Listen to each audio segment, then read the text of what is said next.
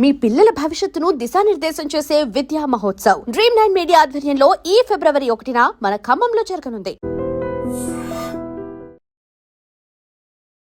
Hi hello నమస్తే, welcome back to dream media. So ఈ 2026లో ఎవరైతే గ్రాడ్యుయేట్ అవబోతున్నారో వాళ్ళు లైఫ్ డెసిషన్స్ ఎలా తీసుకోవాలి, వాళ్ళ డెసిషన్ మేకింగ్లో ఉండాల్సిన విషయాలు ఏంటి, అండ్ వాళ్ళ ఫ్యూచర్కి సంబంధించి వాళ్ళు ఎంత కన్సర్న్తో ముందుకు వెళ్ళాలనే విషయాలన్నీ కూడా మనకు తెలియజేయబోతున్నారు హెచ్ఆర్ లీడర్ అయిన శ్రీలత శంకర్ గారు. మ్యామ్తో మాట్లాడదాం. Hi ma'am. Hi Virat, thank you for inviting me. 2026లో ఇప్పుడు గ్రాడ్యుయేట్స్ అవ్వబోతున్న వాళ్ళు ఉన్నారు. మార్చ్లో ఆ ఎగ్జామ్స్ అవుతాయి. So 2026 batch is going to be graduated. So వాళ్ళు ఇప్పుడు ఒక లైఫ్ చేంజింగ్ డెసిషన్స్ అనేవి తీసుకోవాలి. ఆఫ్టర్ ఇంటర్మీడియట్ ఇంజనీరింగ్ అంటే డాక్టర్ అని చెప్పేసి ఒక స్ట్రీమ్లోకి మారుతూ ఉంటారు. ఇంకా ఇప్పుడైతే ఏఐ అని, ప్రాంప్ట్ ఇంజనీరింగ్ అని చాలా లేటెస్ట్ ఫార్మ్స్ ఆఫ్ ఎడ్యుకేషన్ కూడా వచ్చేసింది అనమాట. బట్ ఇక్కడ డిఫరెన్షియేషన్ ఏంటంటే ట్రెండింగ్ అయ్యే కోర్స్ ఒకటి ఉంటుంది, వీళ్ళకి నచ్చిన కోర్స్ ఇంకోటి ఉంటుంది. ప్రతి ఒక్కరికి కన్ఫ్యూజన్ ఏంటంటే నచ్చింది తీసుకోవాలా లేదంటే బాగా గ్రో అవుతున్న దాంట్లోకి తీసుకువెళ్ళాలా అని చెప్పేసి. సో ఇలాంటి వాటిలో డెసిషన్స్ అయి ఉండొచ్చు. లేకపోతే పేరెంట్స్కి నచ్చింది ఒకటి ఉంటుంది, వాళ్ళు అవుదాం అనుకుని అవ్వలేకపోయింది, ఆ పేరెంట్స్ సంబంధించిన కోర్స్ చదవాలా, ఇలా రకరకాల డెసిషన్స్ మధ్యలో నలిగిపోతూ ఉంటారు. But end of the day స్టూడెంట్కి ఏం చెప్తారు మీరు? చాలా మంచి టాపిక్ అండి. 3 పాయింట్స్, ఒక్కొక్క పాయింట్ని ఎక్స్ప్లెయిన్ చేశాను. ఫస్ట్ పాయింట్ అంటే మీరు చెప్పినట్టు నాకు ఇష్టమైనది ఏంటి, నా కోర్స్, నా జీవితం ఎలాగ నడిపించాలి. ఫర్ ఎగ్జాంపుల్ ఇంజనీరింగ్ అనుకోండి, లేకపోతే మెడిసిన్ అనుకోండి, లేకపోతే లా అనుకోండి. సో మీకు ఏది ఇష్టమో దాంట్లో ఫోకస్ చేసి అండ్ దాంట్లో కెరియర్ డెవలప్ చేసుకోవచ్చు. సో వెన్ ఇస్ దట్, నేను చిన్నప్పుడు డాక్టర్ అవ్వాలనుకున్నాను, తర్వాత ఇంజనీర్ అవ్వాలనుకున్నాను. When I was very young, 7-8 yearsకి ఏదో డాక్టర్ చూశాను, డాక్టర్ లాగా అవ్వాలి. అలాంటి అందరికీ చిన్నపిల్లలకి ఒక్కొక్క రోజు ఒక్కొక్క డిఫరెంట్ ప్రొఫెషన్ ఉంటుంది. కానీ యాజ్ 8th 9th క్లాస్ వచ్చినాక పేరెంట్స్, టీచర్స్, స్కూల్ వెళ్ళి స్కూల్ టీచర్స్తో మాట్లాడి ఈమె అబ్బాయి అయినా అమ్మాయి అయినా, ఈ అమ్మాయి కన్నా అబ్బాయి కన్నా ఏ కోర్స్లో జాయిన్ అవ్వచ్చు, ఆమెకి దేంట్లో ఇంట్రెస్ట్ ఉంది, దాంట్లో ఏంట్లో she's able to perform better in terms of marks. ఆ కోర్స్ దానికి తర్వాత you can always emphasise and saying okay, నీకు సైన్స్లో ఇంట్రెస్ట్ ఉంది, సైన్స్లో ఇంజనీరింగ్ అన్నది చేసుకో, లేకపోతే మెడిసిన్ అన్నది తీసుకో. ఒకవేళ నాకు నన్ను తీసుకుంటే మ్యాథ్స్ అంటే నాకు చాలా భయం, ఈవెన్ టుడే నాకు చాలా భయం. సో అలాంటివి ఉన్నప్పుడు ఇంజనీరింగ్ తీసుకోవద్దు. ఇంజనీరింగ్ తీసుకుంటే చాలా ప్రెషర్ ఉంటుంది and you setting yourself for failure. Engineering తీసేసుకున్నాం బికాస్ ఆఫ్ పియర్ ప్రెషర్ అని అనుకోండి, లేకపోతే పేరెంట్స్ ప్రెషర్ అని అనుకోండి. ఇంజనీరింగ్లో జాయిన్ అయిపోయినాం కానీ నాకు అస్సలు అండర్స్టాండే అవుతలేదు. సో అప్పుడు ఏమవుతుంది, చాలా నాకు సొంతంగా ప్రెషర్ ఉంటుంది, ఫ్యామిలీ నుంచి ప్రెషర్ ఉంటుంది. అరే నీకు మార్క్స్ ఎంత గలీజ్గా వస్తుంది, ఎంత తక్కువ వస్తుంది. So and I'm setting my self for failure. So అలాంటివి వద్దు. మీకు ఏది ఇంట్రెస్ట్ ఉందో దాంట్లో ఫోకస్ చేసి దాంట్లోనే కెరియర్ డెవలప్ చేసుకోండి. సెకండ్ పాయింట్ ఏంటంటే ప్రెషర్. మీరు చెప్పినట్టు పేరెంట్స్, నా వల్ల నేను ఇంజనీర్ అవ్వలేను, నా కూతురన్న కొడుకన్నా అవ్వాలి, ఆ పేరెంట్ ప్రెషర్ పెట్టవద్దు. ఇప్పుడు for example my sister's father in law is in civil engineer. So my brother in law is also in engineer. కానీ అక్క సిస్టర్లో she wanted to get into commerce and arts.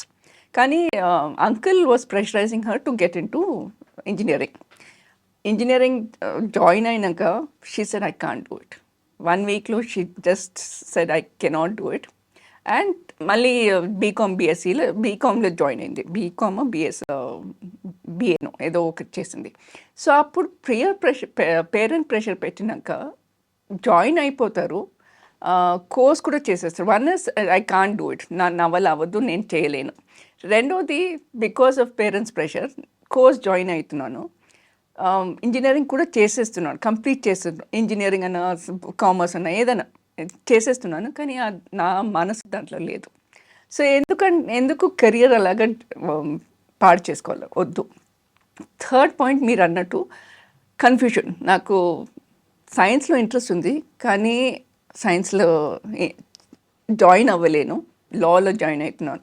One because of good marks నీకు సైన్స్లో మంచి marks దొరకలేదు. 10th class 12th క్లాస్లో సైన్స్లో మంచి మార్క్స్ లేకపోతే ఇంజనీరింగ్ అన్నా సైన్స్ మెడిసిన్ అన్నా చేయలేరు. రెండోది, మీకు ఇంట్రెస్ట్ ఉండి కానీ మార్క్స్ దొరకకపోతే ఇంకో కోర్స్ చేసుకోండి, నో ప్రాబ్లం. నాకు ఇంజనీరింగే కావాలంటే పియర్ ప్రెషర్ ఉంటుంది, సెల్ఫ్ ప్రెషర్ ఉంటుంది, ఫ్యామిలీ ప్రెషర్ ఉంటుంది. పియర్ ప్రెషర్ ఏంటి? అయ్యో నీకు ఎంత తక్కువ మార్క్స్ ఉంటుంది. విరాట్ అండ్ మీ నాకు ఫ్రెండ్స్ ఉన్నారనుకోండి, నీకు నువ్వు 10th క్లాస్లో మంచి మార్క్స్ దొరికేవు కదా, నాకు ఇంజనీరింగ్లో ఎంత తక్కువ ఉంది, ఎహతాలు ఇచ్చేసుకుంటారు. నా ప్రెషర్, అయ్యో నాకు 40 మార్క్స్ వస్తుంది, 50 మార్క్స్ అని వస్తుంది, నాకు సొంతం ప్రెషర్. ఫ్యామిలీ ప్రెషర్ ఏంటి, నీకు 10th క్లాస్లో 80-90 మార్క్స్ వచ్చింది, ఇప్పుడు ఎంత గలీజ్గా తక్కువ మార్క్స్ వస్తుంది. సో అలాంటి ప్రెషర్కి చిన్నపిల్లలు లొంగిపోతారు, సూసైడ్ చేసుకుంటారు, లేకపోతే డిప్రెషన్లో వెళ్ళిపోతారు. ఆ సిచ్యువేషన్ వద్దు. సో నీకు ఇంజనీరింగ్, ఫర్ ఎగ్జాంపుల్ నేను చెప్పినట్టు నాకు చిన్నప్పుడు డాక్టర్ చేయాలనుకున్నాను. నాకు సైన్స్ మార్క్స్ ఘోరంగా వచ్చింది 10th క్లాస్లో. అది విడిసేసి నేను కామర్స్ తీసుకున్నాను. కామర్స్లో మంచిగా మార్క్స్ వచ్చింది, బీకామ్ చేసుకున్నాను. తర్వాత MBA చేశాను అండ్ హెచ్ఆర్లో జాయిన్ అయినాను. లాస్ట్ 24 years హెచ్ఆర్లో కెరియర్ డెవలప్ చేసుకున్నాను. ఇప్పుడు హెచ్ఆర్ లీడర్ అయిపోయాను. సో పియర్ ప్రెషర్ వద్దు అండ్ ఫ్యామిలీ ప్రెషర్ కూడా వద్దు. థర్డ్ ఇస్, నేను ఇంజనీరింగ్ చేశాను, నాకు ఇంట్రెస్ట్ ఉండే ఇంజనీరింగ్ చేశాను. Civil engineering, mechanical engineering, EEE, ECE. కానీ దాని తర్వాత రియల్ ఎస్టేట్లో జాయిన్ అయినాను. లేకపోతే ఫర్ ఎగ్జాంపుల్ మా ఫ్యామిలీ ఫ్రెండ్ వాళ్ళ కూతురు ఏరోనాటిక్స్ ఇంజనీరింగ్ చేశారు, ఇప్పుడు SAPలో పనిచేస్తున్నారు. ఆ కన్ఫ్యూషన్ ఏంటి, సంబంధమే అసలే లేదు. సో ఒక చిన్న జోక్ కూడా, ఏ ఇంజనీరింగ్ అన్నా చేస్తే ఒక సాఫ్ట్వేర్ డెవలపర్గా అయిపోతారు. ఎందుకు? ఏరోనాటిక్స్ ఇంజనీరింగ్ చేసి ఏరోనాటిక్స్లోనే ఉండండి. Why are they getting into software development? ఎందుకంటే ఆ స్కోప్ లేదు, ఆ శాలరీస్ కూడా చాలా తక్కువ ఉంటుంది, ఆర్ మీరు అంత ఆ ప్రెషర్ని తట్టుకోలేకపోతున్నారు. సో నా అభిప్రాయంలో మీకు క్లారిటీ ఉండాలా, ఏ కోర్స్ తీసుకోవాలంటే క్లారిటీ ఉండాలా. మీకు ఒకవేళ కన్ఫ్యూషన్ ఉంటే 8th 9th క్లాస్లో 10th క్లాస్లో మీకు కన్ఫ్యూషన్ ఉంటే మీ టీచర్స్ తోని మాట్లాడండి, మీ పేరెంట్స్తోని మాట్లాడండి, అండ్ ఆ కోర్స్కి ఇంట్రెస్ట్ డెవలప్ చేసుకోండి. ఒకవేళ నాకు సైన్స్ తీసుకోవాలంటే ఆ సైన్స్ గురించి వేరే మీరు చెప్పినట్టు ఇవాళ రేపు AI టెక్నాలజీస్ వచ్చేసింది, ML, ఆల్ అడ్వాన్స్ టెక్నాలజీస్, దాని గురించి చదువుకోండి. నాకు ఇంజనీరింగ్ అవ్వాలా, కానీ నేను ఇద్దరిని చదువుకోను, యూట్యూబ్ వీడియోస్ చూస్తాను అంటే వేస్ట్. అది వీడియోస్ మొత్తం వేస్టే. దీని గురించి హోంవర్క్ చేసుకోండి, మంచిగా నేర్చుకోండి. So it will be future also useful for you. So ఓవరాల్గా చెప్తే వాళ్ళు డెసిషన్ మేకింగ్లో కొంచెం క్లారిటీ అనేది మిస్ అవుతుంది. Absolutely, clarity is very important. And second is, మీకు కన్ఫ్యూజన్ ఉండొచ్చు, నాకు కూడా కన్ఫ్యూజన్ ఉంటుంది, మీకు కూడా కన్ఫ్యూజన్ ఉంటుంది. After so many years also మాట్లాడండి, పెద్దోళ్ళతో మాట్లాడండి, మీరు సీనియర్ మీ లెక్చరర్స్, టీచర్స్ గురించి తోని మాట్లాడండి. So you'll have clarity. And వీళ్ళు ఈవెన్ యాజ్ హెచ్ఆర్గా మీరు చెప్పండి మ్యామ్, ఒక ఇంటర్వ్యూ ఫేస్ చేసినప్పుడు కూడా వీళ్ళు ఉండాల్సిన డెసిషన్ క్వాలిటీస్, లేదంటే వాళ్ళు చెప్పాల్సిన మాటలు కానీ తడబాటు లేకుండా చెప్పడం, అంటే వీళ్ళు ఒక పాయింట్ ఆఫ్ క్లారిటీ లేకపోవడం, ఇన్ఫర్మేషన్ ప్రాపర్గా లేకపోవడం వల్ల చాలామంది తడబడుతూ అక్కడ ల్యాక్ ఆఫ్ ఈ బ్రేవ్నెస్ కానీ, లేకపోతే ఒక ధైర్యం చేయరు. ఏదైనా మాట్లాడాలి, నాకు తెలియదని చెప్పడానికి ధైర్యం ఉండదు, తెలుసు అని చెప్పడానికి ధైర్యం ఉండదు అనమాట. సో అలాంటి సిచ్యువేషన్స్లో ఇంటర్వ్యూస్లో ఎలాంటి ఏదైనా చిన్న టిప్స్ అండ్ ట్రిక్స్ అలాంటివి ఏమైనా ఉన్నాయి? చాలా మంచి క్వశ్చన్ అండి. ఇంజనీరింగ్ చేసినాక 70-80-90% వచ్చేస్తుంది స్టూడెంట్స్కి. మన IIT విడిసేయండి, లోకల్ కాలేజెస్ అని 70-80% వచ్చేస్తుంది, కానీ ఇంటర్వ్యూస్ క్రాక్ చేస్తలేరు.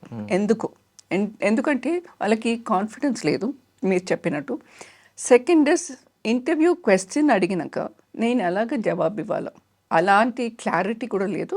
ఏంటి క్వశ్చన్కి సంబంధించిన ఆన్సర్ ఎలాగ రిప్లై చేయాలి, those are the most important points. Second point, first point గురించి మాట్లాడుతున్నాయి, నేను ప్రతి స్టూడెంట్కి ఇదే అంటున్నాను. I'm also lecturer in one of the colleges. ప్రతి స్టూడెంట్కి ఇదే అంటున్నాను. మీరు 75%, 85% వచ్చినా కానీ మొన్ననే ఎగ్జామ్ అయింది, నాకు కాన్ఫిడెన్స్ ఉంది. ఇంటర్వ్యూ వెళ్ళినప్పుడు మీ concepts, subject matter brush up చేసుకోవాలా. That is compulsory, that is a must. ఎందుకంటే మీ 3-4 క్వశ్చన్సే అడగరు. They will ask you all intricate questions. For example let's say హెచ్ఆర్లో కాంపన్సేషన్ బెనిఫిట్స్ అని ఒక సబ్ టాపిక్ ఉంది. కాంపన్సేషన్ బెనిఫిట్స్ ఉట్టిగా ఓవరాల్ అడిగాను. నేను how do you calculate payroll ఎలా క్యాల్కులేట్ చేసుకోవాలా, ఈ కాంపనెంట్కి ఇలాగ ఒడిసే డివిజన్ ఎలాగా, అలాంటి ప్రతి పాయింట్ని ఇంట్రికేట్గా అడుగుతాను. అప్పుడు అడిగినప్పుడు అంటే అప్పుడే నాకు డెసిషన్ అయిపోతుంది, ఈ అమ్మాయిని అబ్బాయిని తీసుకోవద్దు. సో మీ కాన్సెప్ట్స్ని మంచిగా బ్రషప్ చేసుకుని తర్వాతనే ఇంటర్వ్యూకి వెళ్ళాలి.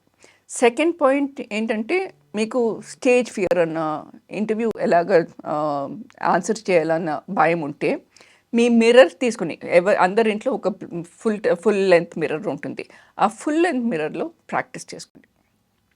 ఏంటి, ఒక 10 క్వశ్చన్స్ మీరు నోట్ చేసుకోండి. ఆ 10 క్వశ్చన్స్కి ఏం ఆన్సర్ ఉంటుంది. ఫస్ట్ 2-3 టైమ్స్ మీరు పేపర్ చూసుకొని మిర్రర్ ముందు ప్రాక్టీస్ చేసుకోండి. ఒక 5th-6th టైం పేపర్ లేకుండా ఓవరాల్గా ఎక్స్టెంపోర్గా మాట్లాడండి. అప్పుడు కాన్ఫిడెన్స్ డెఫినెట్లీ దొరుకుతుంది. సెకండ్ పాయింట్ ఏంటంటే, మీరు క్వశ్చన్ అడిగినప్పుడు, ఇంటర్వ్యూవర్ క్వశ్చన్ అడిగినప్పుడు దానికి సంబంధించిన ఆన్సర్ ఇవ్వండి. దానికి మీరు హెచ్ఆర్ గురించి అడుగుతున్నారు, నేను ఇంజనీరింగ్ గురించి మాట్లాడుతున్నాను, ఏం సంబంధం ఉంది, లేదు. సో దానికి సంబంధం గురించి మాట్లాడండి. థర్డ్ పాయింట్, కన్సైజ్ అంటే షార్ట్ ఆన్సర్స్. మీరు ఎలాంగేట్ చేయాలంటే, ఎలాబరేట్ చేయవచ్చు అంటే, మీరు for example let's say Srilatha please elaborate, అప్పుడు నేను ఎలాబరేట్ చేయవచ్చు. లేకపోతే కన్సైజ్గా, ప్రిసైజ్గా ఉండాలి. నేను మీరు ఒక క్వశ్చన్ అడిగిన ఇంకా 5-6 మినిట్స్ దాని గురించే మాట్లాడవద్దు. To the point and concise and precise. Third point is when the interviews asking questions, you should be కాన్ఫిడెంట్గా ఉండాలి. కాన్ఫిడెన్స్ ఎలాగొస్తుంది, ప్రిపేర్ అవుతుంది. కాన్ఫిడెన్స్ ఎలాగొస్తుంది, సబ్జెక్ట్ మ్యాటర్ ఎక్స్పర్టీస్ ఉండొచ్చు. ఎలాగుంటుంది సబ్జెక్ట్ మ్యాటర్ ఎక్స్పర్టీస్ అంటే ఏంటి, మీరు కాన్సెప్ట్స్ని బ్రషప్ చేసుకుని వెళ్ళండి. అప్పుడు ఏ క్వశ్చన్ అడిగితే కూడా నేను నిద్రలో కూడా మాట్లాడవచ్చు, అలాంటి కాన్ఫిడెన్స్ ఉండాలి. So these are the points ఇంటర్వ్యూస్లో క్రాక్ అవ్వలేకపోతున్నారు.